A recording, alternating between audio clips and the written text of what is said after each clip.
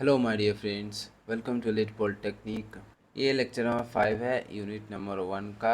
और इस वाले लेक्चर में हम लोग पढ़ने वाले वेरियस हार्डवेयर कंपोनेंट। पिछले वाले लेक्चर में हम लोगों ने इंड किया था टाइप्स ऑफ मेमोरी के डायग्राम तक। वो लेक्चर आप लोग नहीं देखे होंगे तो अभी प्लेलिस्ट एक्सेस कर लीजिए आईटी सिस्टम का। स्टार्टिंग से यूनिट 1 से आपके सिलेबस वाइज हम लोग कवर कर रहे हैं। इसमें हम लोग स्टार्ट करने वाले हैं टाइप्स ऑफ मेमोरी के साथ। चलिए इस वीडियो को स्टार्ट करते हैं।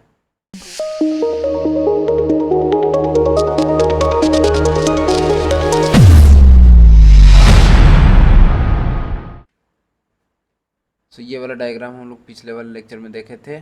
और इसमें हम लोगों ने देखा था कि मेमोरी का टाइप जो है वो मेनली 2 टाइप्स का होता है, प्राइमरी एंड सेकेंडरी। प्राइमरी में अगर बात करें तो वो भी 2 टाइप्स का होता है, रैम एंड रोम।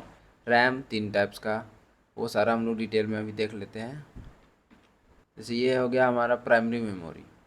तो primary memory is a computer memory that can directly communicate with computer.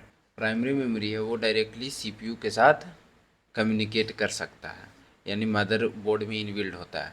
It is also known as main memory. Primary memory ही मेन मेमोरी भी कहलाता है। It hold the data and instruction on which CPU currently work. CPU जिस work particular work पे currently में काम करते रहता है, टास्क पे, उसका जो भी डेटा स्टोर होता है वो डायरेक्टली अभी प्राइमरी मेमोरी में ही स्टोर रहता है, जिससे कि वो जो एग्जीक्यूशन हो सके वो टास्क का वो फास्ट हो सके। सेकेंडरी मेमोरी में बात करते हैं तो secondary memory is a computer memory that can store any data for long time. और हाँ, प्राइमरी मेमोरी जो है वो वोलाटाइल होता है, यानी कि अगर वो समझिए आपका कंप्यूटर अगर बंद हो गया कोई भी वर्क करते करते, तो वो सारा डेटा लॉस्ट कर देगा after turn on that computer. And secondary memory ये आपको लॉस नहीं करेगा डेटा। अगर हम लोग एग्जांपल फ़ोन की लेते हैं तो फ़ोन में अगर किसी तरह का वीडियो ऑडियो अगर स्टोर है, तो आप फ़ोन को शट डाउन कर दो, 2 दिन बाद 4 दिन बाद ऑन करो उसको, तो भी वो सारा जो डेटा आपका स्टोर था वो मिल जाएगा वापस। तो ये सब सेकेंडरी मेमोरी में स्टोर रहता है। It is also known as permanent memory. Secondary को परमानेंट मेमोरी भी कहते हैं और इस प्राइमरी मेमोरी को temporary memory. It hold the data and instructions for long time. Data और इंस्ट्रक्शंस को ये लॉन्ग टाइम तक स्टोर करके रख सकता है सेकेंडरी मेमोरी, किसी भी तरह का डेटा हो। Secondary memory never communicate directly with CPU. CPU के साथ डायरेक्टली कम्युनिकेट नहीं कर सकता है सेकेंडरी मेमोरी। अब क्यों नहीं कर सकता है हम लोग थोड़ा सा समझ लेते हैं उसको। इससे अगर हम लोग एग्जांपल लेते हैं कि सपोज ये है सीपीयू, ठीक है, और यहाँ पे ये है सेकेंडरी मेमोरी और यहाँ पे है प्राइमरी मेमोरी। अब इसका जो स्पीड होता है किसी भी टास्क को एग्जीक्यूट करने के लिए, ये होता है मिलियंस इंस्ट्रक्शंस पर सेकेंड। एक सेकेंड में millions of instruction, billions of instruction execute कर सकता है सीपीयू। एंड अगर सेकेंडरी मेमोरी की बात करें तो ये मिली सेकेंड में वर्क करता है, ठीक है। और प्राइमरी मेमोरी में बात करें तो ये as compare to S M यानी सेकेंडरी मेमोरी बहुत ही ज़्यादा फास्ट होता है प्राइमरी मेमोरी। एंड ये डायरेक्टली सीपीयू के साथ कंपैटिबल नहीं होता है क्योंकि इसका स्पीड बहुत कम है और इसका बहुत ज़्यादा फास्ट है। इसके लिए हमें एक मीडिएटर की ज़रूरत पड़ती है जो कि होता है प्राइमरी मेमोरी। ये सीपीयू के साथ कंपैटिबल होता है with the help of CPU. अगर सीपीयू किसी भी चीज़ को एक्सेस करना हो वो रिक्वेस्ट करेगा प्राइमरी मेमोरी से, और प्राइमरी मेमोरी वो डेटा को रिकवर कर लेगा सेकेंडरी मेमोरी से एंड फिर एग्जीक्यूशन के लिए सीपीयू में भेज देगा। तो इसी तरह से अंदर वर्क होते रहता है। अब नेक्स्ट हम लोग आगे बढ़ते हैं। अब बात करते हैं हम लोग difference between primary memory and secondary memory. Here हम लोग देखते हैं 6 पॉइंट है हमारे पास, 6 को हम लोग समझ लेते हैं। तो ये हमारा हो गया प्राइमरी मेमोरी के लिए एंड ये हमारा हो गया सेकेंडरी मेमोरी के लिए। फर्स्ट आता है it store data temporarily. Primary memory हम लोग देखे थे टेम्पोररी डेटा को स्टोर करता है, वहीं पे सेकेंडरी मेमोरी परमानेंट उस डेटा को स्टोर कर सकता है। एंड सेकेंड पॉइंट हो गया it is volatile in nature. ये नेचर मतलब ये पहले से ही प्राइमरी मेमोरी जो है वो वोलाटाइल होता है। वोलाटाइल अगर हम लोग वो किसी भी डेटा को स्टोर किया हुआ है समझिए, तो अगर कंप्यूटर ऑन है वो डेटा को स्टोर किया हुआ है, सीपीयू वर्क कर रहा है। अब अचानक से जो है वो लाइट चला जाता है और वो कंप्यूटर ऑफ हो जाता है अचानक से। अब अगर आप उसको दोबारा ऑन करते हो और अगर कोई भी वर्क जो हो रहा था उसको आप सोचो कि वो वापस आ जाएगा, तो वो वापस नहीं आएगा, वो सारा क्लियर हो जाएगा, क्योंकि ये वोलाटाइल होता है। अगर वहीं पे किसी भी तरह का आप एग्जांपल लो फ़ोन का, वहीं पे किसी भी तरह का डेटा स्टोर है, आप कंप्यूटर हो या मोबाइल हो अचानक से बंद भी कर दो आप, और उसको फिर 1 घंटे 2 दिन 3 दिन बाद या 1 आध सप्ताह बाद आप ऑन कर दो, सारा डेटा आपको मिल जाएगा। ये सेकेंडरी मेमोरी की वजह से। नेक्स्ट पॉइंट है primary memory less in size. Primary memory less भी होता है साइज़ में। प्राइमरी मेमोरी जैसे कि अगर हम लोग एग्जांपल ले रैम की, तो इसको आप देखे होंगे 2 GB, 4 GB, 8 GB, 16 GB, 32 GB, 64 GB, और ज़्यादा से ज़्यादा सुने होंगे आप 128 GB। बट हम लोगों ने सिंपल यूज़ किया होगा अभी तक 16 या 32 GB तक ज़्यादा से ज़्यादा। बट ये एक लिमिट ही होता है। अगर यही बात करें हम लोग सेकेंडरी मेमोरी की, तो इसको हम लोग देख सकते हो आप 1 TB, फिर आगे हम लोग 1 PB, EB सारा हम लोग देखे थे पिछले वाले लेक्चर में भी इसका यूनिट। तो उतना सारा सेकेंडरी मेमोरी हो सकता है, तो सोच लो आप कितना बड़ा होगा वो, और उसका कोई लिमिटेशन ही नहीं है। नेक्स्ट हो गया point, after power goes off primary memory lost their data. अगर लाइट चला जाता है तो वो डेटा को लॉस्ट कर देगा प्राइमरी मेमोरी, और secondary memory never lost their data after goes off line और any reason it more expensive. Primary memory more expensive than secondary memory. Secondary memory के कंपैरिजन में प्राइमरी मेमोरी ज़्यादा expensive होता है। अब बात करते हैं सेकेंडरी मेमोरी, तो वो कम एक्सपेंसिव होता है प्राइमरी मेमोरी के कंपेयर में। यानी एग्जांपल की बात करते हैं तो कैच मेमोरी, रैम, ये सब सारा एग्जांपल हो गया प्राइमरी मेमोरी। सारा हम लोग डिटेल में पढ़ेंगे आगे थोड़ा देर में। एंड सेकेंडरी मेमोरी, इसमें एग्जांपल में आ गया hard disk, DVD, pen drive, memory card, ये सारा चीज़ आ जाएगा आपका सेकेंडरी मेमोरी। अब नेक्स्ट बात करते हैं हम लोग, अब हम लोग देखते हैं टाइप्स ऑफ प्राइमरी मेमोरी, कि प्राइमरी मेमोरी के कितने प्रकार होते हैं। जो 2 प्रकार के होते हैं हम लोग ग्राफ में भी देखे थे। फर्स्ट होता है रैम एंड दूसरा होता है रोम। सबसे पहले हम लोग देखते हैं कि रैम क्या होता है। RAM stand for random access memory. RAM का फुल फॉर्म होता है random access memory.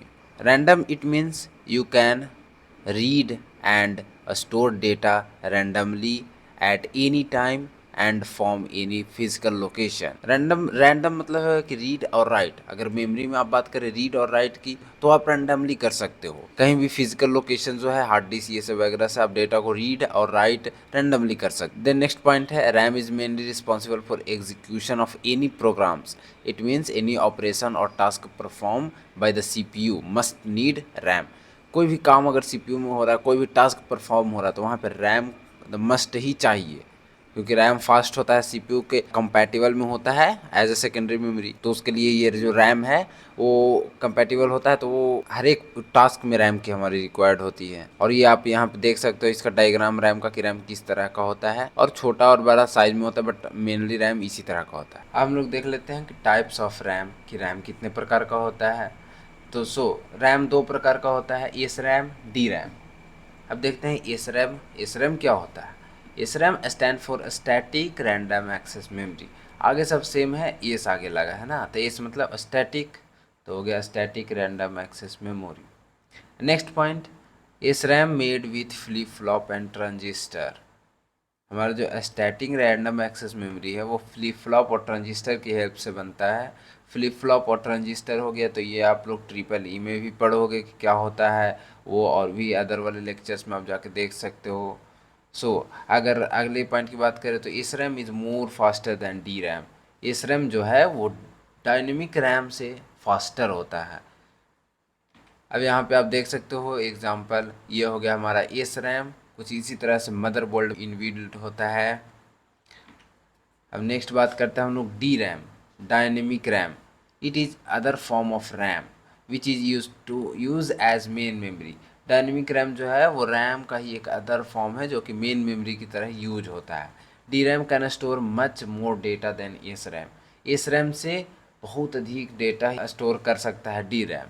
S RAM के पास बहुत कम साइज होता है, और डी रैम के बाद as compare to S RAM से ज़्यादा होता है। मतलब D RAM is cheaper than S RAM, यानी डायनेमिक रैम जो है वो स्टैटिक रैम से और चीपर यानी सस्ता होता है। अब नेक्स्ट बात करते हैं हम लोग रोम की। ये तो रैम का पार्ट था, अब रोम देखते हैं। रोम stand for read only memory. Read only memory it means, इससे नाम से ही पता चल रहा है हम लोग इसमें सिर्फ डेटा को रीड कर सकते हैं, राइट नहीं कर सकते। राइट ऑपरेशन हम लोग परफॉर्म नहीं कर सकते। नेक्स्ट पॉइंट हो गया ROM is also a part of main memory. ROM जो है ये भी मेन मेमोरी का पार्ट है, क्योंकि प्राइमरी मेमोरी को ही मेन मेमोरी बोलते हैं और उसी के अंदर ही आता है RAM and ROM. Next point it is read only memory because we can only read the program but can't write. हम लोग सिर्फ रीड कर सकते हैं प्रोग्राम्स डेटा जो भी है, और उसको पे हम लोग राइट नहीं कर सकते हैं। अब हम लोग इमेज देख लेते हैं किस तरह का होता है। तो ये दिख रहा होगा आपको, ये हमारा होता है डी रैम, ये हमारा डी रैम है, ठीक है, सिमिलर लाइक रैम। नेक्स्ट अगर हम लोग बात करते हैं तो ये हमारा हो गया रोम, इसको हो गया रोम हम लोग बोलते हैं, ये भी मदरबोर्ड में इनबिल्ट ही होता है। अब नेक्स्ट हम लोग बात करते हैं टाइप्स ऑफ रोम, कि रोम्स के कितने टाइप्स होते हैं। So there are 3 types of ROMs. First is P ROM, second is E P ROM and third is double E P ROM. अब इसका हम लोग फुल फॉर्म भी देख लेते हैं। P ROM it is programmable read only memory. E P Rome erasable programmable read only memory. Double E P Rome electronically erasable programmable read only memory. ठीक है, अब हम लोग सिंगल वाइज हम लोग इसको देखेंगे भी कि कैसे कैसे और क्या क्या सारा काम है सारा का। फर्स्ट हम लोग देखते हैं P ROM. P ROM stand for programmable read only memory. And second, PROM is the black version of ROM. We can say that it is kept blank at the time of manufacturing, then program it once file data can put by the programmers. जब ये manufacture होता है यानी कि बनता है जब P ROM, तो ये ब्लैंक रहता है शुरू में खाली। अगर डिस्क की हम लोग बात करते हैं कैसेट जिसको बोलते हैं, वो भी शुरू में ब्लैंक रहता है, उसमें भी एक बार डेटा स्टोर होता है यानी कि एक बार मूवी स्टोर होता है। दो तरह वो भी दो तरह का होता है सीडी। एक होता है कि उस पर आप डेटा को रीड सिर्फ कर सकते हो, और एक होता है कि राइट और रीड दोनों कर सकते हो। तो नॉर्मल हम लोग जो बाज़ार में मूवी वाला देखते होंगे, पहले देखते थे, तो वो होता था सिंपल सा कि रीड करने वाला डेटा। तो वो सेम वही चीज़ हुआ कि शुरू में वो ब्लैंक रहता था, बाद में प्रोग्रामर एक बार उसके अंदर डेटा फीड कर दिए, अब वो चेंज नहीं हो सकता है, अब वो रिपीट नहीं हो सकता है, राइट नहीं हो सकता है उस पर। अब वो जो भी है वो सिर्फ रीड कर सकते हो आप उसके अंदर के डेटा को। हम लोग उसमें सिर्फ मूवी देख सकते थे, उसमें मूवी तो अपना स्टोर नहीं कर सकते थे। नेक्स्ट पॉइंट है it is use in cell phone video game console ETC. Cellphone और वीडियो गेम्स कंसोल ये सब में भी हम लोग यूज़ करते हैं पी रोम को, सिंपल सा। अब नेक्स्ट बात करते हैं हम लोग ई पी रोम की। तो ई P ROM stand for erasable programmable read only memory, यानी कि हम लोग इसको इरेज मेनी टाइम्स कर सकते हैं। जैसे E P ROM is a type of ROM, ये रोम का ही एक प्रकार है, that can be reprogrammed erased it many time. ये कई कई बार इसको आप इरेज कर सकते हो और इसमें रीप्रोग्राम कर सकते हो। सेम उसी तरह का कैसेट हो गया, डीवीडी हो गया, जैसे कि वो अगर मूवी उसमें आया है तो हम लोग अगर उसको चाहे तो उसको हम लोग इरेज करके और उस मूवी में हम लोग उसी सीडी में दूसरा मूवी भी स्टोर करवा सकते हैं। तो सेम उसी तरह का हो गया ई पी रोम। नेक्स्ट पॉइंट हो गया the method of erasing the data is very difficult. E P ROM का जो डेटा होता है उसको हमको इरेज करने में बहुत ही डिफ़िकल्ट होता है। It should be erase by passing the ultra violet ray. इसको आप यू कर लेना, ultra violet ray at very high frequency. Ultra violet ray को हम लोग को पास करना पड़ता है इसको इरेज करने के लिए, और वो भी हाई फ्रीक्वेंसी पे, तब जाके ई पी रोम का डेटा इरेज होगा। Double E P ROM stand for electrically erasable programmable read only memory. Electrically erasable होता है ये। It is a special type of ROM that can be erase and reprogrammed rapidly up to thousands time, यानी कि इसमें हम लोग erase reprogram thousands time कर सकते हैं, कितनों बार आप कर सकते हो इसमें erase and then reprogram. Next point हो गया we need to pass the electricity at high very high voltage for erase it. इसमें भी हम लोग को अगर इरेज करना है तो इलेक्ट्रिसिटी को इसमें हम लोग को देना होगा, हाई वोल्टेज पे हम लोग को इलेक्ट्रिसिटी देना होगा डेटा को इरेज करने के लिए। अब नेक्स्ट हम लोग देखते हैं कैश मेमोरी। कैश मेमोरी ये भी बहुत ही फास्टर मेमोरी होता है। प्राइमरी मेमोरी का एग्जांपल था, हम लोग देखे तो प्राइमरी मेमोरी में भी रैम का, और रैम में एस रैम का एग्जांपल था, राइट। पॉइंट हम लोग देखते हैं cache memory is a special very high speed memory that is use to speed up and synchronise high speed CPU. Cache memory जो है वो स्पेशल हाई स्पीड, यानी कि वो हम लोग देखे थे भी कि जो एस रैम है वो डी रैम से ज़्यादा स्पीड है, और एस रैम के अंदर कैश मेमोरी आता है, तो कैश मेमोरी बहुत ही स्पीड में काम करता है, ठीक है। और ये हेल्प करता है स्पीड अप होने में सीपीयू का, क्योंकि सीपीयू जो भी है वो डिपेंड है रैम पे। सीपीयू में जो भी वर्क एग्जीक्यूट हो रहा है उसका जो भी स्टोर है डेटा वो रैम में रहता है, प्राइमरी मेमोरी में रहता है। तो जितना ज़्यादा वाला मेमोरी में रहेगा, लाइक प्राइमरी मेमोरी में भी अगर रैम में एस रैम का यूज होगा वहाँ पे, तो सीपीयू जो है और ज़्यादा फास्ट वर्क करेगा। Cache memory act as a buffer between RAM and CPU. RAM and CPU के बीच में ये बफर की तरह का काम करता है cache memory. Cache memory is a smaller and fast, ये छोटा होता है और बहुत ही फास्टर होता है। एग्जांपल आप देख सकते हो, ये रहा कैश मेमोरी, ये भी मदरबोर्ड में इनबिल्ड ही रहता है। अब नेक्स्ट हम लोग बात करते हैं मॉनिटर, जिसको कि डिस्प्ले डिवाइस बोलते हैं। डिस्प्ले डिवाइस में ही आता है monitor. Monitor is display unit और a screen of the computer. Computer का स्क्रीन होता है, मॉनिटर एक डिस्प्ले यूनिट है।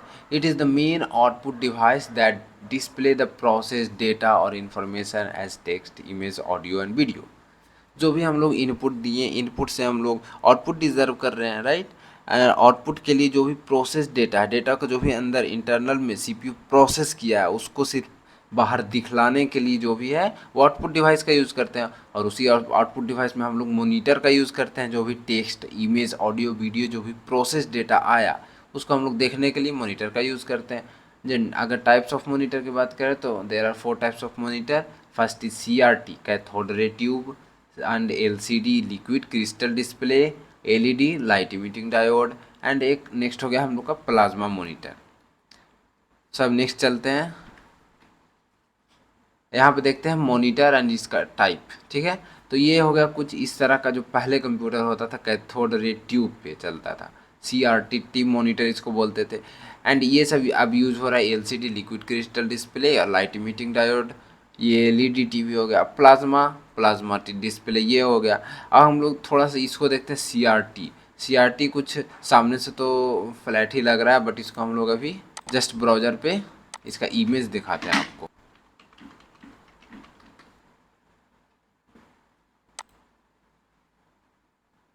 कुछ इस तरह का होता था, ये आप यहाँ पे देख रहे हो पीछे में, जैसे ये मॉनिटर हुआ, इसके पीछे में बहुत ही लंबा होता था और इसका वेट भी बहुत ही ज़्यादा होता था, राइट। अब यहाँ पे अंदर में कैथोड रे का ट्यूब लगा हुआ रहता है, जिसके ज़रिए यहाँ पे, जैसे यहाँ पे एक देख सकते हो, ये वाला जो है ये कैथोड रे ट्यूब है। यहाँ से इलेक्ट्रॉन गन लगा हुआ है, यहाँ से फायर होता है आगे जो भी कोटेड डिस्प्ले है उस पर, और देन वहाँ पे इमेज फॉर्म होता है। ये हो गया। On the basis of colour representation, colour के रिप्रेजेंटेशन पे आप देख सकते हो मोनोक्रोम हो गया, grey scale coloured, grey scale में ब्लैक एंड वाइट जो पिक्चर्स दिखता है वो हो गया, कलर्ड में कलर्ड पिक्चर दिखता है। अब नेक्स्ट बात करते हैं हम लोग ना, अब हम लोग तीनों के बीच में डिफरेंस देख लेते हैं, छोटा सा डिफरेंस है तीनों के बीच में। On the basis of colour, brightness, weight, size, energy consumption. So colour में अगर जब हम लोग बात करते हैं तो CRT एक्सेलेंट है, यानी कलर CRT का बहुत ही बढ़िया है। LCD का गुड, इट मीन्स ये इसके कंपैरिजन में थोड़ा सा कम है। एंड LED का एक्सेलेंट है। कलर के मामले में जो डिस्प्ले से हम लोग जो कलर दिखते हैं, किसी भी अगर ह्यूमन को देख रहे हैं तो उसका स्किन टोन ये सब जो कलर है वो CRT और LED में as compare to LCD better होता है। एंड ब्राइटनेस की बात करें तो CRT में गुड रहता है, एंड LCD में पुअर हो जाता है, और LED में गुड है। यानी कि अगर ब्राइटनेस की बात करें तो CRT और LED इन दोनों में ब्राइटनेस बहुत ही अच्छा मिल जाएगा आपको, और LCD में थोड़ा सा कमज़ोर ब्राइटनेस रहेगा। यानी अगर उसको आप डे में देखो, दिन में देखो, तो एज़ कम्पेयर टू इससे थोड़ा सा आपको डिम ही दिखेगा इसमें।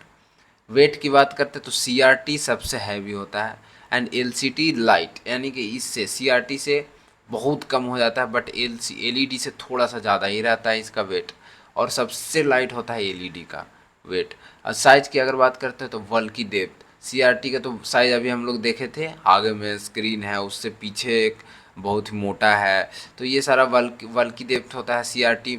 एंड LCD कॉम्पैक्ट होता है, और LED तो पूरा स्लिम एंड कॉम्पैक्ट भी होता है। एंड LED जो है वो ज़्यादा स्लिम पतला भी होता है और कॉम्पैक्ट होता है। इनर्जी कंजम्पशन मतलब कौन ज़्यादा वोल्टेज लेता है, कौन ज़्यादा पावर कंज्यूम करता है, तो CRT सबसे ज़्यादा पावर कंज्यूम करता है, और LCD उसके बाद लो करता है, यानी CRT से तो बहुत ही कम करता है। एंड LED सबसे कम करता है, LCD से भी कम करता है पावर कंजम्पशन। नेक्स्ट अब हम लोग बात करते हैं कीबोर्ड। कीबोर्ड के बारे में पढ़ते हैं। तो keyboard is a peripheral input device which uses an arrangement of buttons और कीज़। कीबोर्ड एक पेरिफेरल इनपुट डिवाइस है जो कि हम लोग बाहर से कंप्यूटर में लगाते हैं। जो भी बाहर से हम लोग डिवाइस कंप्यूटर में इंसर्ट करते हैं, वो आइदर इनपुट हो आइदर आउटपुट डिवाइस हो, वो पेरिफेरल डिवाइस के अंदर आता है। तो कीबोर्ड एक पेरिफेरल डिवाइस हो गया, और कैसा पेरिफेरल, तो इनपुट पेरिफेरल डिवाइस हो गया। विच use an arrangement of keys, जिसमें हम लोग बहुत सारे बटन्स रहते हैं, कीज़ रहते हैं, जिसका यूज़ हम लोग करते हैं। A keyboard is composed of buttons used to create letters, numbers and symbol and perform additional function। अगर हम लोग कीबोर्ड की बात करें तो उसमें जितना सारा कीज़ होता है उसका यूज़ हम लोग या तो लेटर लिखने में करते हैं, नंबर लिखने में करते हैं, और सिम्बल्स हो गया, और कई सारे फंक्शंस भी दिए हुए होते हैं प्रिंट के लिए या फिर स्क्रीनशॉट लेने के लिए, और F1 से F12 तक भी कीज़ होता है बात कीवर्ड में, जो जिसको फंक्शन की हम लोग बोलते हैं। और आगे हम लोग देखेंगे अभी most keywords use the Corti layout. अभी का जो मोस्ट ऑफ द कीवर्ड आ रहे हैं वो क्वार्टी लेआउट पे बेस्ड होते हैं, यानी कि आगे में आपको क्वार्टी टेक्स्ट दिखेगा, लेटर स्टार्टिंग होता है ना, वहाँ से आप क्वार्टी 5 आगे बढ़ोगे तो क्वार्टी दिखेगा। अभी हम लोग कीवर्ड में देख भी लेंगे। With the help of keyword shortcut to perform task quickly, for example using Ctrl+C to copy text and Ctrl+V paste it elsewhere, it means everywhere। Computer के हेल्प से हम लोग बहुत सारे शॉर्टकट काम, मतलब काम हमारा जो है वो शॉर्टकट हो जाता है बहुत सारा। अब जैसे Ctrl+C हम लोग जैसे ही करेंगे तो कॉपी हो जाएगा, वो माउस से जाकर राइट क्लिक करके कॉपी, थोड़ा लंबा हो जाता है प्रोसेस, और ये सब सारा कीबोर्ड से इजी हो जाता है। ये हमारा हो गया कीवर्ड। और इसमें हम लोग देखते हैं, देखिए इसमें ये जो है F1 से लेके हम लोग और इधर यहाँ तक है, इसको हम लोग बोलते हैं फंक्शन की। एंड ये जैसे कि ये हो गया आपका कंट्रोल की, जहाँ पे हम लोग की प्रिंट कर सकते हैं, अथी प्रिंट कर सकते हैं, इट मीन्स प्रिंटर के लिए हो गया, या तो और भी कई सारे ऑपरेशंस होते हैं जिसको कि हम लोग कंट्रोल कर सकते हैं। एंड नेक्स्ट हो गया ये सारा जो पार्ट आता है ये कीबोर्ड का पार्ट आ जाता है। अब यहाँ पे जो इसको होता है इसको स्पेशल से बोलते हैं एरो की बोलते हैं, और इधर जो ये रहेगा राइट साइड में आपका कीबोर्ड में, बहुत सारे कीबोर्ड में रहता है बट बहुत सारे में नहीं रहता है, और इसको हम लोग बोलते हैं कीपैड, ये नमपैड भी आप बोल सकते हो। और यहाँ पे ये जो है ये सारा जो है वो इंडिकेटर्स है, लाइट इंडिकेटर यहाँ पे रहता है, इधर यहाँ पे रहता है। इसमें आपका हो जाएगा एक तो नम लॉक होगा, ये वाला जो आप अगर यूज़ करना है आपका पैड कीपैड तो नम लॉक आपको ऑन करना पड़ेगा। फिर कैप्स लॉक होगा, यहाँ पे कैप्स लॉक रहता है तो इससे आपका कैपिटल टेक्स्ट हो जाएगा सारा, तो कैप्स लॉक के लिए इंडिकेटर हो गया। और एक स्क्रॉल लॉक के लिए हो गया कि आप स्क्रॉल को लॉक कर सकते हो, और ये सब हो गया। फिर रिस्ट पैड, ये तो बहुत सारे थोड़ा महंगा महंगा कीवर्ड में, कॉस्टली कीवर्ड में आपको रिस्ट पैड भी मिल जाएगा। तो यहाँ पे लिखा हुआ है द फॉलोइंग इमेज शोज 104 की साइटेक कीवर्ड विथ, ये जो साइटेक कीवर्ड है ये आप देख सकते हो, साइटेक कीवर्ड है, इसमें 104 की होता है। इसी के रेशियो में अप्रॉक्स कीवर्ड रहते हैं, कुछ कुछ में कीज ज़्यादा और हल्का ज़्यादा, और कुछ में कम रहते हैं, कुछ फंक्शंस कम रहते हैं, ये सारे होता है। तो 104 की है इसमें, with arrow pointing to each section, सभी के पास एरो भी दिखा रहा है इसमें, including the control key, function key, LED indicator, wrist pad, arrow key and keyword, ये सारा हम लोग अभी देख रहे, ठीक है। अब नेक्स्ट हम लोग पढ़ते हैं तो माउस आ जाता है, तो माउस के बारे में जान लेते हैं थोड़ा।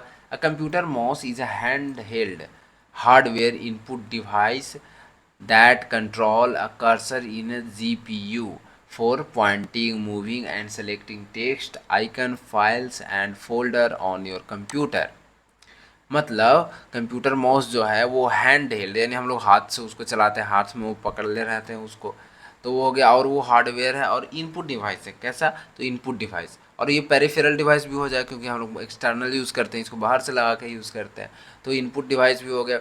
दैट कंट्रोल अ कर्सर, उसमें आपको माउस चलाते क्यों है, वहाँ पे आपको डिस्प्ले पे एक कर्सर होता है, उस कर्सर को, जैसे हम लोग यहाँ पे ये एक कर्सर है, तो इसको हम लोग हैंडल करने के लिए माउस अभी चला रहे हैं, तो इस माउस से ये कर्सर को हैंडल करता है। और ये कर्सर क्यों?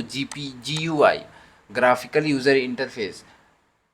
CUI में हम लोग थोड़ी नहीं यूज कर सकते हैं इस कर्सर को, CUI में टेक्स्ट बेस्ड होता है, और ये GUI में, ये ग्राफिकल में ही हम लोग इस तरह का कर्सर यूज़ करते हैं, और इसी के लिए हम लोग माउस का यूज़ करते हैं।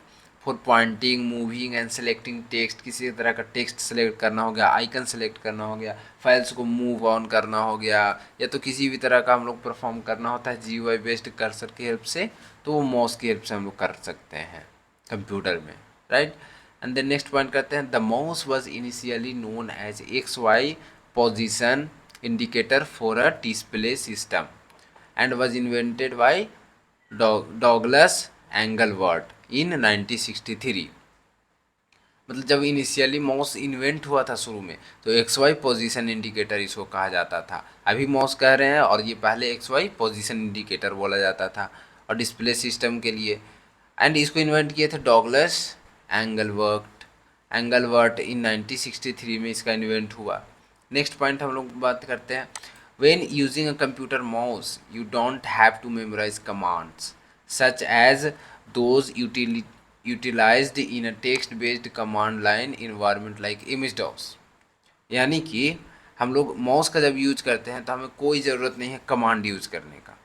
यानी कि आप CMD कमांड लाइन इंटरफेस में जाके अब सारा कंप्यूटर को हैंडल कर सकते हो कमांड से भी। सारा ऑपरेशंस का अलग अलग कमांड होता है, तो हमें तो कोई कमांड यूज़ करना है नहीं। ग्राफिकली हम लोग को जस्ट माउस से वहाँ जाना है और क्लिक कर देना है शट डाउन के लिए। यहाँ पे विंडो में नीचे हम लोग को क्लिक करना है, और उसके बाद यहाँ पे शट डाउन पे क्लिक कर देना, शट डाउन हो गया सिस्टम। हम लोग को कोई कमांड यूज़ नहीं करना पड़ा, किसी भी तरह का चीज़ें याद नहीं रखनी पड़ी। तो ये हो गया माउस का फंक्शनैलिटी। अब ये देखिए माउस यहाँ पे आ गया, तो माउस में भी तीन, जनरली सिंपल माउस में दो बटन इधर होते हैं और एक स्क्रॉलर सेंटर में होता है। So left button click to move the position of any pointer to any position on the screen. किसी भी तरह का हम लोग को क्लिक करना है, क्लिक इवेंट करना है, तो हम लोग लेफ्ट से करते हैं। और राइट से क्या करते हैं, तो right mouse button click to bring up other menus. किसी भी चीज़ पे हम लोग राइट क्लिक करते हैं तो अदर जो भी एक्स्ट्रा उसका मीनूज होता है, जो भी एक्स्ट्रा काम होता है, फंक्शंस होता है, वो सारा ओपन होता है। एंड सेंटर से हम लोग क्या कर सकते हैं, डिस्प्ले को स्क्रॉल कर सकते हैं। Wheel between the right and left mouse button, right and left mouse button के बीच में व्हील होता है। Use to move scroll up and down pages को स्क्रॉल अप एंड डाउन करने के लिए यूज आता है। तो इस लेक्चर में हम लोग यहीं पे एंड करते हैं। In next upcoming lecture we continue with the topic other peripheral devices. इसमें हम लोग इतना ही तक पढ़े। अब अगले वाले लेक्चर में, और इवन वो हमारा लास्ट लेक्चर होने वाला है यूनिट नंबर 1 का, सो उसमें हम लोग पेरिफेरल डिवाइसेस को पढ़ते हुए उस यूनिट 1 को हम लोग एंड करेंगे। एंड उसके बाद लेक्चर से हम लोग यूनिट 2 जस्ट स्टार्ट कर देंगे।